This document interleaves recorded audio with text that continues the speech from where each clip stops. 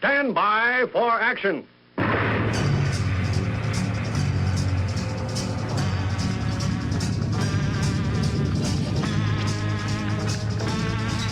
Thanks for joining me. My name is Dave Miller. I am the Unpleasant Blind Guy. In part 2 of this series, I talked about strategies and tactics that teachers of and preservers of the knowledge base of personal liberty are going to have to use. And I want to expand on that a little more.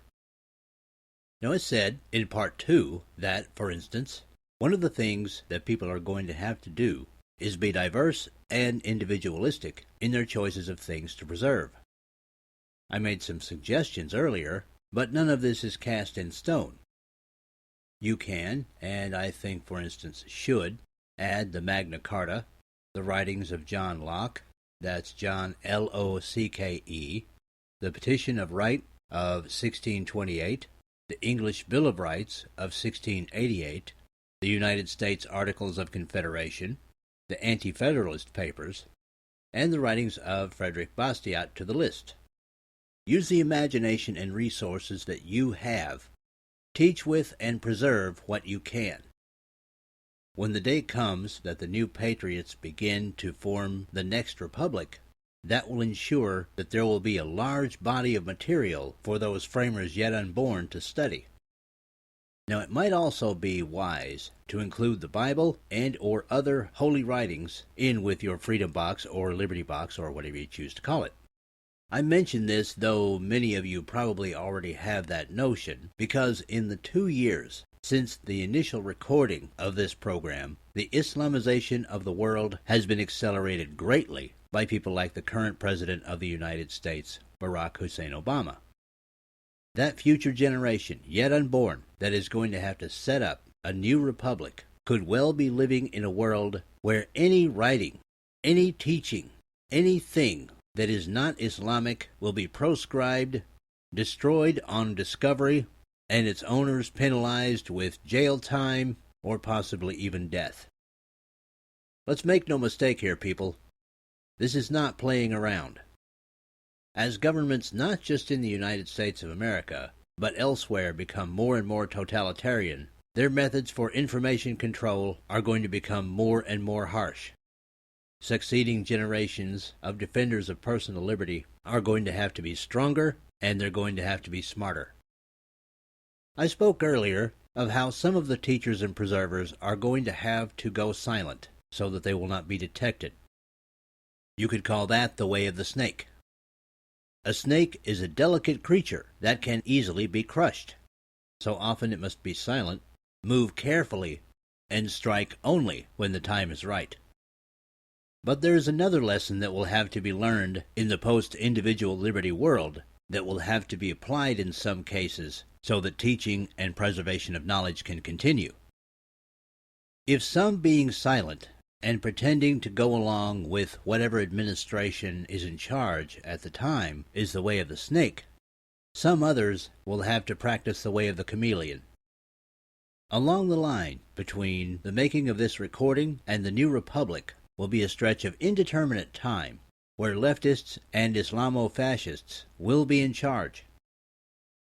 Now, thugs like this need to know that they have their boots on the necks of the people. They need wins in order to be secure. And that means that once in a while, someone on what we would today call the right will have to make a sacrifice and publicly say that they have seen the light of socialism, communism, Islamofascism, or whatever flavor of totalitarianism is running the world at the moment. By throwing this kind of red meat at the tyrants of the future, they will better be lulled into a sense of security until the time comes that they can be overthrown. Now, I know everything that I've spoken of sounds rather dire and quite a lot to do. Some of you may even be thinking that it would be pretty much impossible to preserve and teach with the knowledge that I'm talking about. Totalitarian regimes can be very thorough. History has taught us this. But I'm here to tell you that not only can it be done, but that it can be proven that it has been done. Documents on the ancient Roman Republic lasted over 1,800 years, from the end of that republic to the beginning of the constitutionally federated Republic of the United States of America. And believe me when I say there were people in power who did not want the populations they controlled to be informed of any other form of government than the one they were living under. And yet, despite that, the documents were preserved and the teaching continued from generation to generation. If it's been done once, it can be done again. And for the naysayers out there who might be thinking that all I'm talking about would be just starting a multi-generational cycle over again that will inevitably end with more tyranny, I'll point out that the Constitutionally Federated Republic of the United States of America mandated more power to the individual than the ancient Roman Republic. This because the framers of the American Republic were able to study and refine methods of government used before, during, and after the ancient Roman Republic. They took the lessons of their past and formed a better version of a republic. If teachers and preservers of the information I'm speaking of hold to the task and do their jobs well enough through the years, the generation of patriots yet unborn will be prepared to set up a republic that not only mandates more power to the individual, but will avoid any mistakes possibly made by the framers of the American Republic, so making for a better chance that the ongoing cycle of freedom to tyranny and back again will not revert back to tyranny. Now, guys, I understand that what I'm talking about is not the kind of thing you want to hear. We all want to believe that we can resolve this thing in a few years. I don't believe we can. But what if I'm wrong? What if I'm full of crap? Well, you know what? If I am, it's not going to hurt anything to gather the materials that I'm talking about. Because one thing is absolutely for sure. The left is never going to go away. Elitists can gain too much power through socialism.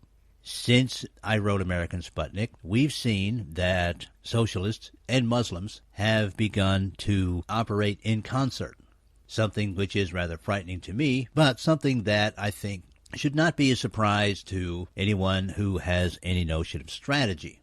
This is a favorite method. The enemy of my enemy is my friend. And right now, socialists are getting together with Muslims to create a control base. And that is going to be something that we have to counter over time. Patience is required in any long-term struggle, and we are going to have patience whether we like it or not. And one other aspect, we're going to have to deal sometimes with allies that we might not necessarily want to deal with. And what I mean by that is that we're going to have to deal with folks that we don't necessarily personally like. We're going to have to deal with people who may not have our same religious beliefs, our same lifestyle choices. Now, there are really good people out there who have really good values, but they don't necessarily want to deal with people who don't share their X, whatever it is. All right. Now, folks, let me tell you something. You're going to have to get over it. All right. That's not something that a lot of people want to hear. But if in the long term we are going to emerge victorious, and I think we will, if we're going to keep the interregnum as short as possible and possibly save a generation or two from living under socialist dominance, we are going to have to ally ourselves with people who aren't 100% like us. Now, don't let the left tell you that only people on the right are like this. Guaranteed there are plenty of leftist bigots. They just hide it better. They know all the politically correct language. They know how to spin everything so that it looks as if they're not bigots, but we know that there are just as many bigots on the left, if not more, than on the right. So, what do? We ask ourselves the question, which is more important, me being comfortable or me allying myself with whoever I need to further the cause of personal liberty? Now, I think most of the people on the right are going to make the correct choice. And here's something else that some of those folks are going to find. It might even come as a surprise to them. The people that don't necessarily have the same lifestyle choices or religious beliefs or things of that nature are not as bad as they might think. They're going to find this out to their delight. Now, as the new friends of the elitists say, the new friends being the Muslims, say, they have all the watches, we have all the time. And that, I believe, is the strategy, the long-term strategy that we on the right are going to have to develop while we're using short-term tactics. And if we do that, if we're nonviolent, if we're tolerant, if we are respectful, and if we work in this struggle for the return of personal liberty, I know that we can prevail. Now, there will be some who will say that all of this has been defeatist talk, and I bring to them 2 points. First of all, anyone in a struggle who does not allow for a long-term strategy and merely concentrates on short-term tactics is a fool. And the other one, we've already won. We need to understand that personal liberty is something that most people want and most people enjoy. So the question of personal liberty isn't one that we're going to lose on. We haven't lost. We will never lose. We've already won. And I say that with good short-term tactics and a long-term view that is respectful of others, pragmatic, and applied with love, we will find the way back. Whether you listened to this program as part of a series or in total, I want you to know that I appreciate each and every one of you. Take from this program and apply the methods suggested and add some of your own. Thank you for listening. May your God go with you, and may God go with the teachers and preservers of the legacy of personal liberty yet unborn. Goodbye. The Unpleasant Blind Guy is copyright 2015, Anno Domini.